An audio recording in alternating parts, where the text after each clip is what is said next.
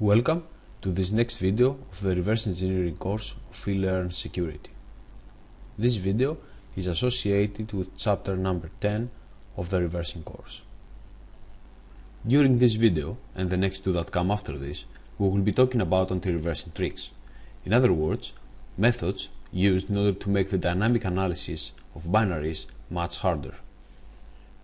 Of course, there are also tricks used against static analysis. For example, encrypted strings that we saw in previous chapters, which in some way force the analyst to have a more dynamic approach to the binary analysis.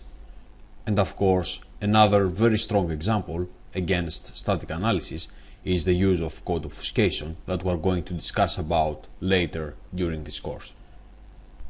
So, let's start by analyzing this application. We will just run it once. You see we have a message box saying that application has been loaded and we are good to go, and we can see that everything works. So we have also here a status, let's say, bar that displays the part of the anti-reversing tricks with which this challenge is associated with. So let's now do another test. Let's just use Oli. We just load Oli. So now Oli runs. We're not going to load anything. We will just run the application. We see that it displays a message box that says that debugger has been detected, and the application will now be terminated. And indeed, we don't see the application anymore. So we also now can understand that there is a trick that also checks if a debugger or another reversing tool is running. Now it might target a specific tool, or it might target more than one, but we can understand that there is something there that checks if a reversing tool is running, even if that tool is not used at that moment. Okay, so let's now start by loading the application with Oli, and let's just run the application.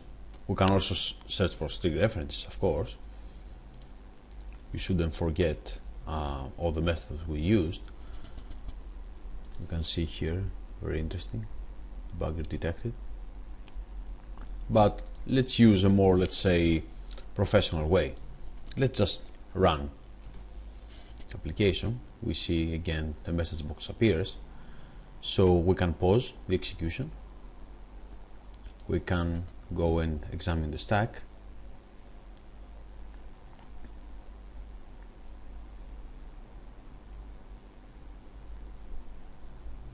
Let's scroll down. We can see here the message box title and the text. We can see now later that there is a call to the message box API. So right click, following disassembler. So here is the function that calls the message box, that displays the message that says that the debugger is detected, and then it calls the terminate process, and we can of course understand what is going to happen. So we can just place a breakpoint here for now, and we're going to see what kind of information we can now retrieve from this point. Now notice here that Oli debugger recognizes some calls to this function here and displays the addresses where the call instructions are located. For example, we can right click, go to call, the first one, and we can see that the first call to that function is here. Let's try with another one, the second call. So now we also know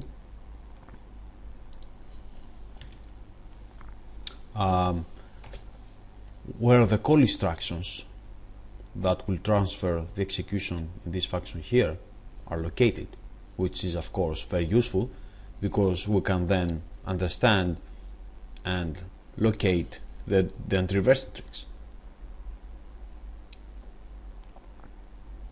So what I'm going to do now is just to do another quick test now that we have a breakpoint there. Just run again. We stopped at the breakpoint and we can see that this function now has been called from somewhere here. This is the return address, so the call is just before that. So right click following this assembler, and indeed the first time we're going to enter in that function is because of this call here. Of course there's not going to be another one because the first time an anti-reversing trick is triggered and we enter that function, after displaying the message box it will also terminate the process, so that would be the end of it.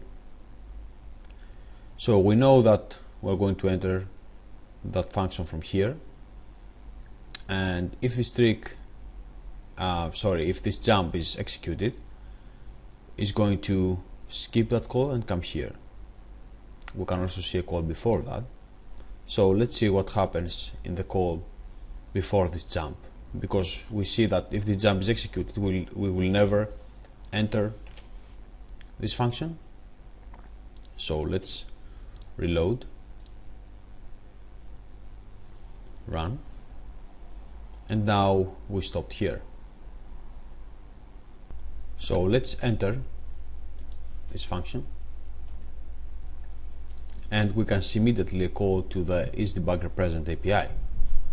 Let's enter also this function and see how this API is going to detect our debugger.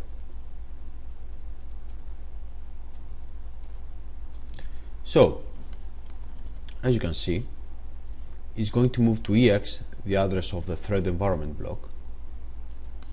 Here it is.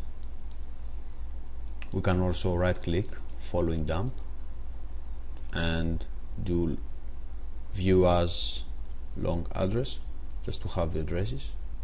We can see that Oli also recognizes some members of the structure.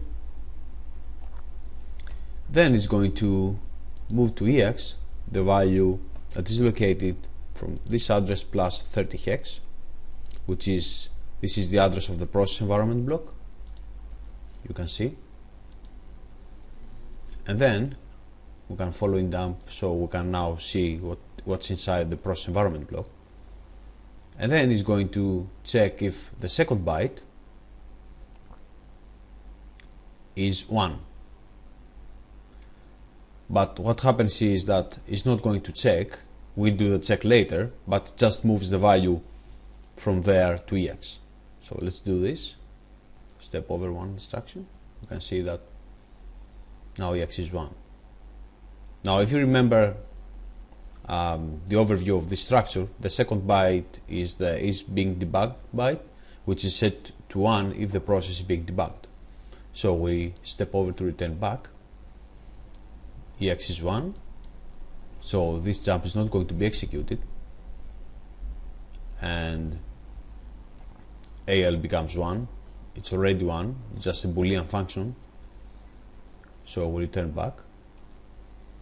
And since AL is 1, this jump is not going to be executed, so we're going to enter this function and we know what's going to happen now, and the process will be terminated. So let's run the application again and we stop again in this function here. So let's enter this function again, and again we're going also to enter the call to the isDebuggerPresent API. So we see that in this address +2 the byte is set to 1, so we're going to change this back. to 0. And we do this because we don't know how many times the application is going to check if it's being debugged through that API. So if we just start patching the jumps that we see after returning back to the user code, we will have a lot of work to do, and we will have also to locate all of them. But instead, what we can do is to modify this value inside the Windows structure, that specific Windows structure, the process environment block. So we won't care anymore how many times this check is going to be done. So we return back. You see that now EX is 0, so it's going to zero out EX before going back.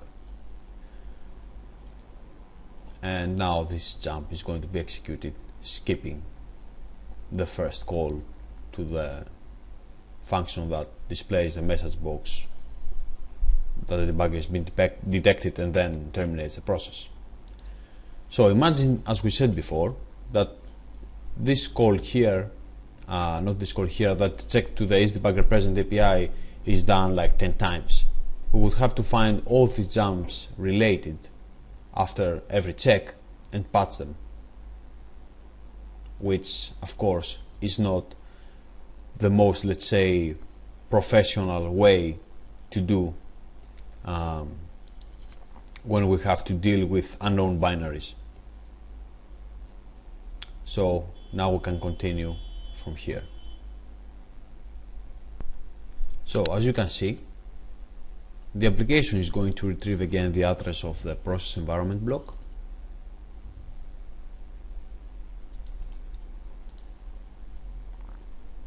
And then is going to retrieve the value from the beginning plus 68 hex, this value here. It's going to put in AL, and then it's going to check this value 70. This member here is the NT global flag, and if the process is being debugged, this value is set up to 70 hex. So we see that this jump is not going to be executed because this comparison is verified, and it's going to call again this function here, which we know what it does. So what we can do is to modify also this value here inside the process environment block with 0. So again, even if it's going to check another 100 times, we don't care anymore. We don't have to find those places because it's going always to read from the same place, the value. So let's go back and see these three instructions again. It reads the address of the process environment block, then it reads the value from EX plus 68, from this address plus 68 hex. Now it's 0. So this comparison is not true. So it's going to skip again this function here that terminates the process, and we can continue from here. So let's now see what the application is doing. We see that it pushes this local variable here, this address here. Let's follow it down and see what's there. Nothing interesting at the moment. And then it calls this function here. So it's going to call the get current process ID. So it actually retrieves the process ID of our process.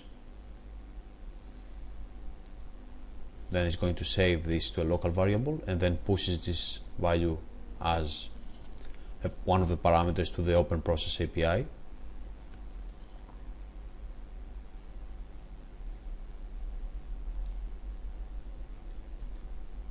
So it takes a handle to our process, and here it checks if the handle was 0, which would be the case that something went wrong during this API here. So it continues, and now it's going to use the check remote debugger present API in order to check if our process is being debugged. This API can be used in order to know also if another process is being debugged, but in this case we use the process ID of our process, so it does a self-check. So let's step over.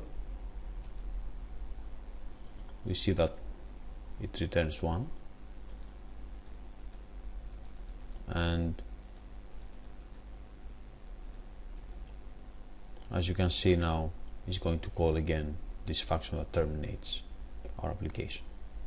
So I'm going to put a breakpoint here and remove the previous ones, since we know which tricks are going to be used here, so we can disable them at the beginning.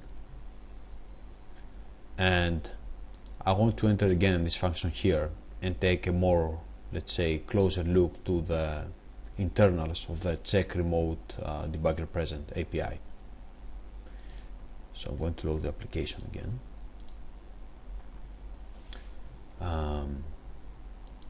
Sometimes you can locate the address of the process environment block in one of the registers once we load the application. So I'm going to follow it down. I'm going to zero out the being debugged byte, and then at +68 I'm going also to zero out the value of the NT global flag. Just run. So we see we bypassed already the first two tricks, and now it's time to enter this function again in order to analyze in detail the check remote debugger. So now you might notice that the base address of the process environment block has magically changed. This is because I had to restart the application during the development of this video, so don't worry about it. I have already done the same modifications regarding the is being debugged byte and the NT global flag. So we're gonna go back now and step inside the call and see what happens with the check remote debugger present and analyze that API in more detail. So let's step in until we find the call to the check remote debugger present. We stop here, then we step in again, and we can see that is going to call the ZW query information process native API with formation class set to 7, which is going to retrieve from the kernel level information regarding if the process is being debugged or not, and it's going to save that value in that buffer here. So we can step over. We see that if the process is being debugged, the value returned is going to be this one here, and it's going to check if this value here is 0, which is not. So since this comparison doesn't match here, it's going to set AL to 1, and we're going to exit, go back here. The value here is set to 1, so the function is going to put again 1 in EX in order to ensure that it's going to return true, because this is a Boolean function. So since EX is 1, this jump is not going to be executed, and it's going to call the function that is going to terminate the process and display the message box that says that a debugger has been detected. So what we can do now is that we need a more generic way also to bypass the check remote debugger present check, and this is what we're going to do in the next step. So I'm going to load, restart the application, go back in the process environment block and do the same modifications regarding the being debugged byte and then the global flag. Run. We stop here again, and now I'm going to enter and do some modifications in the check remote debugger present API in order to always bypass the trick without having to find all the places from where this API is called. So let's step in again, and once we find the call to this API, we step in again. we see again that the value here is going to become FFFFF. It's like -1. This is the returned value if the process is being debugged, and so it's going to check if this value is 0, which is not. So instead of that, we can modify this instruction and say, instead of comparing with ex is 0 with that value, just move the value of ex there, so we will always zero out the value. And we can see that now this instruction here is going to leave the x as it is. So we go back. Now this value is indeed 0, so this jump is executed. 0 is going to zero out the x, and now this jump is going to be executed, and we will bypass also this trick. So let's continue. We can see now that it's going to call the output debug string API, and with this string as a parameter. And let's see now what's going to happen if I try to step over. We see there is an error, and all the debugger was shut down. So this is a trick that is used also in some packers like Armadillo in order to kill all the debugger. So let's now go and do all the modifications necessary in order to bypass the first 3 tricks. Zero out this being debugged byte, zero out the empty global flag value, then go on the check remote debugger present API and do that modification there, and let's just run. We see that we already bypassed the first 2 tricks. I'm going to remove this breakpoint for here now. I'm going to put it here, just step over. We see we bypass also this trick about the check remote debugger present, and now we're going to also skip this trick here. So I'm going to step in and go in the first instruction of the output debug string API and change it with ret.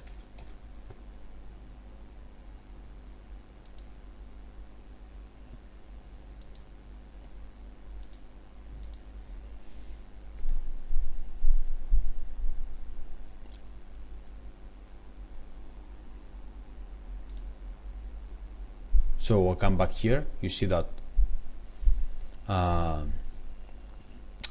now we bypassed the trick because we didn't execute the code inside the output debug string API. We still have on the stack the parameter here. So what we could do is make this, let's say,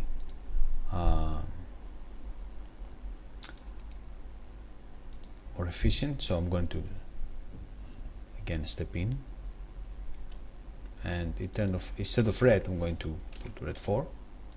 So I'm going also to return back and also increase ESP by 4 to pop out also the parameter. You see, just to rebalance the stack. You see that now has been popped out also the parameter, ESP points here. And we can now continue with the next trick and see what is going to happen. So let's step in, start stepping over instructions. We can see there's a call to the create tool help 32 snapshot API, which is used in order to take information about running processes. We see that it's called using the snap process flag. which means that it's going to retrieve a list of all running processes. We can see the hard-coded name of a process. We can also see a call to the process32 first API.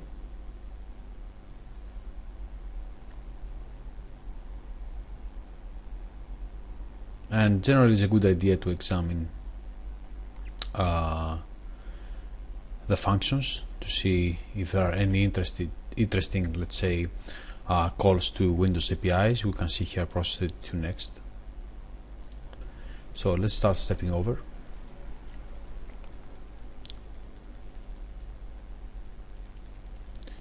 It's going to call this API. This is the handler returned. Then it's going to call the process32 first API in order to retrieve information about the first process in the list obtained by this API here. So it retrieves the name, which is, as you see, stored in Unicode, and then it's going to loop and convert the Unicode name into ASCII. I'm going to see this later. I'm going to put a breakpoint at the end of this loop and run, so we can continue.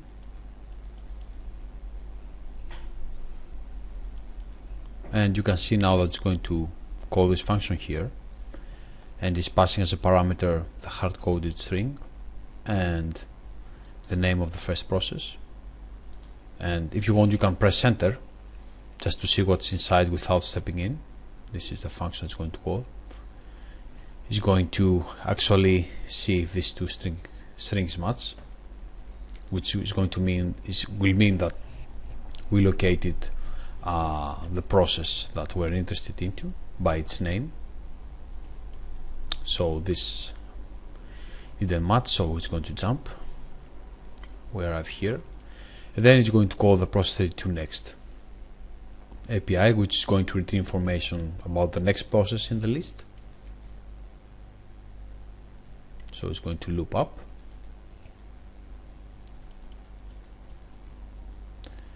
and this is the next one. It's going to convert this to ASCII 2. So, and then it's going to call this function here. Again, these two won't match, so it's going to skip again and call process32 next API in order to retrieve information regarding the next process in the list. So we can put a breakpoint here. When the execution arrives here, it's going to mean that in case we didn't find the process name we're looking for and there are no more processes in the list, this API is going to return 0, so the jumps will not loop, will not go up, and the execution will continue from here. So we can now step over, and we can see here that it's going to check the next process name with the one that it's hard-coded inside the application. We can put a breakpoint here and run, so we see the next one, run, we see the next one. Now you can see these two, that we finally located the process with the same name running. So now it returns 0.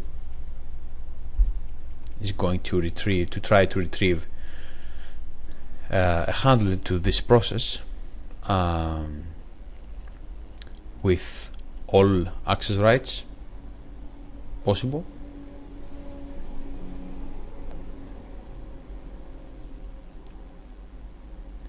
We see that here it says that access was denied,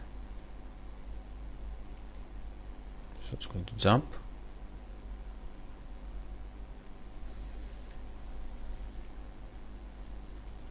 and exit the function.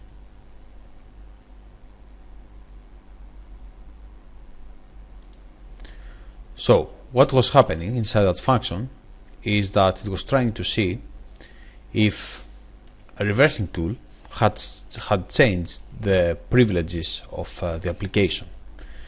Normally an application will not be able to obtain a full access rights handle to a Windows process, Windows operating system related process such as services.exe or winlogon.exe, because these run with higher privileges.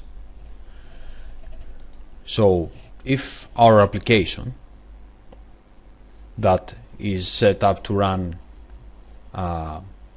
with the privileges of the user manages to obtain a valid handle to a process with higher privileges, it means that something has changed the privileges to our process.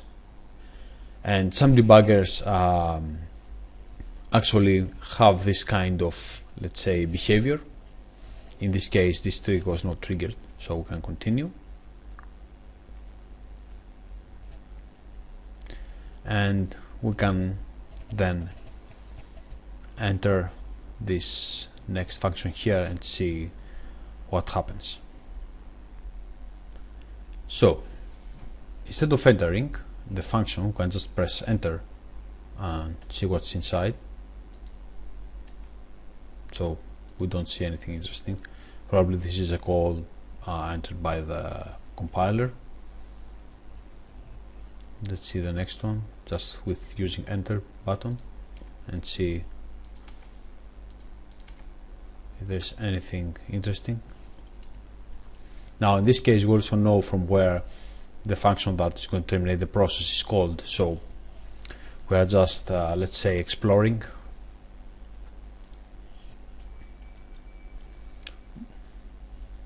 Now the interesting thing comes here. We see that this function is going to be called with two parameters, and one of the two is the main window, the main all is window class name. So let's enter this function with F7.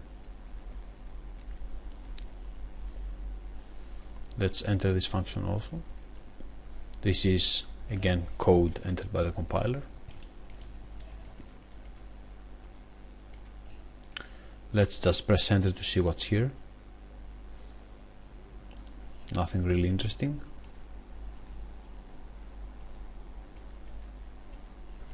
Let's press enter again to see here. We can see some more code here, and we also see that if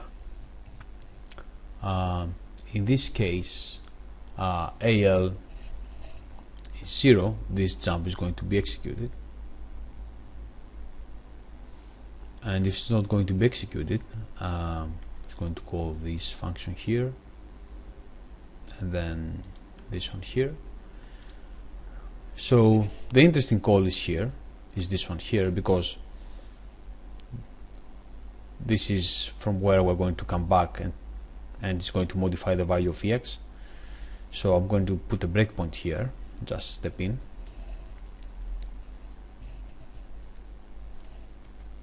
Let's see if there's anything interesting here. No, just let's continue stepping over.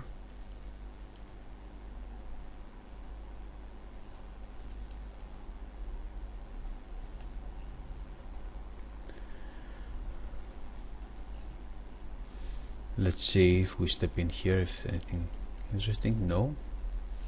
Let's try again and step in here, and again step in. Again some code entered by the compiler, and let's step in again here.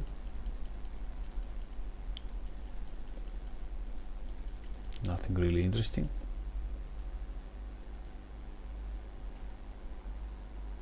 So let's step in again.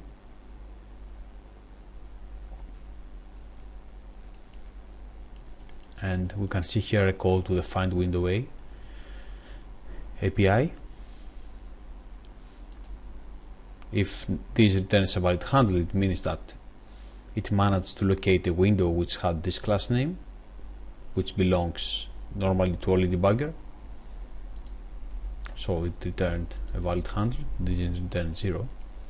So this function is going to set AL to 1, it's going to return, and then as you can see now AL is not 0, so this function is going to be called, and we know what is going to happen.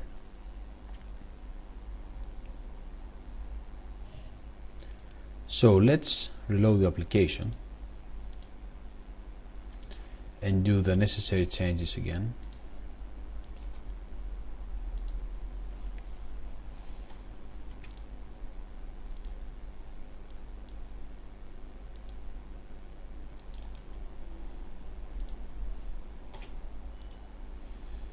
Then we can go to the check remote debugger present API, change this.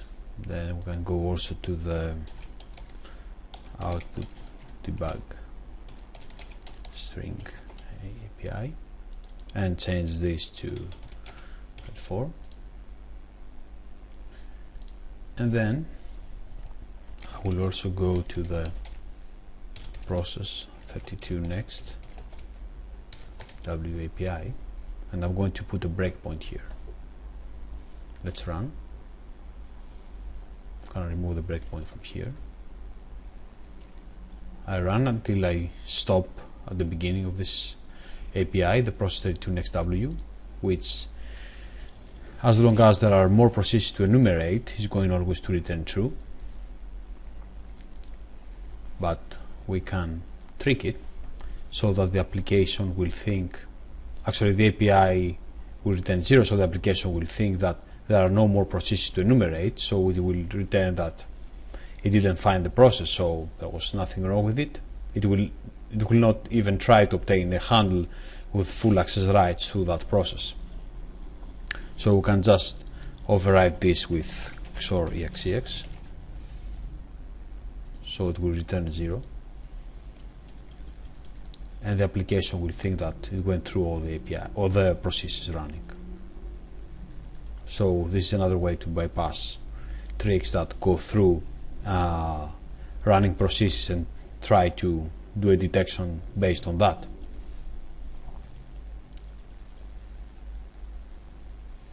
And let's see also here it is the code.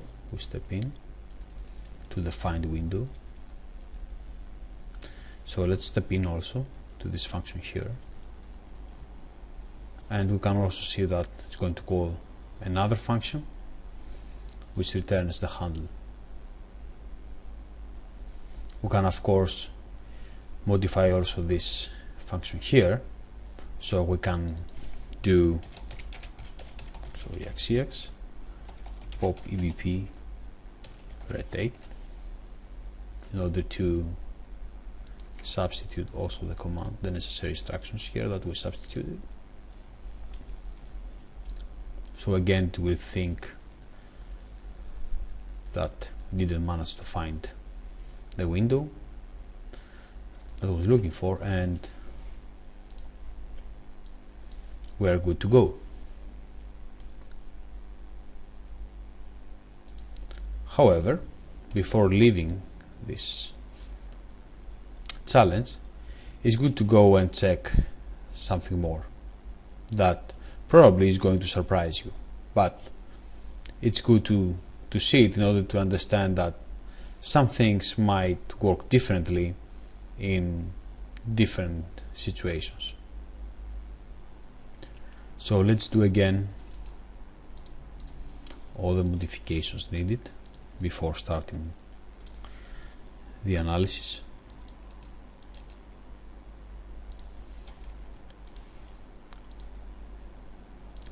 Let's put a breakpoint to the process to next. Let's modify the entry point of the output debug string A API. Let's modify also the check remote debugger present.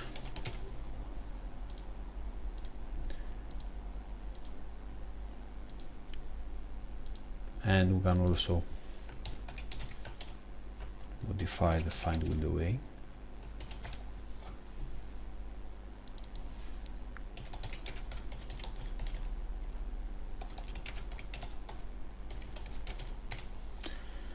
So now we're good to go. Let's run. We have bypassed the previous checks, and we stopped in the beginning of the entry point of the process32 next API. Now I'm not going to modify it. I want to let it go through all the, let's say, processes running until it locates the one it is looking for, which is the one that has the name services.exe. So I'm going to put a breakpoint here and run. So now, instead of stepping over, I'm going to put a breakpoint here and press F9 to run. And we see now that it returned a valid handle to that Windows process. Before, when we stepped over, it didn't. So we can see that if we were just running and not stepping over this call here, this trick would be triggered, which it tells to us that there is something that changes with the internals of the debugger. So as you can see, some things are not as they look like. So now it actually returned a valid handle with all access rights to that services.exe process. So now this function is going to return true. So now this check was triggered. So we also know now that something changes in the behavior of Folly debugger, and some modification it does in the context of the process it is debugging, which is based on facts like if we step over or it just runs the application without having control on it. So this actually is something very interesting that you should be always aware of. Well, you know how to bypass also this trick. You just need to force the process32 next API to make the application think that it has finished checking through all the processes by making it return 0. So just by doing sorry xex here, and that's it. So I hope you found this first video about anti-reversing tricks very useful, and that it helped you understand better what you learned during the written part. And of course I hope that you are going to have more fun with the next one, that we are going to deal with different anti-reversing tricks. So have fun and see you in the next video.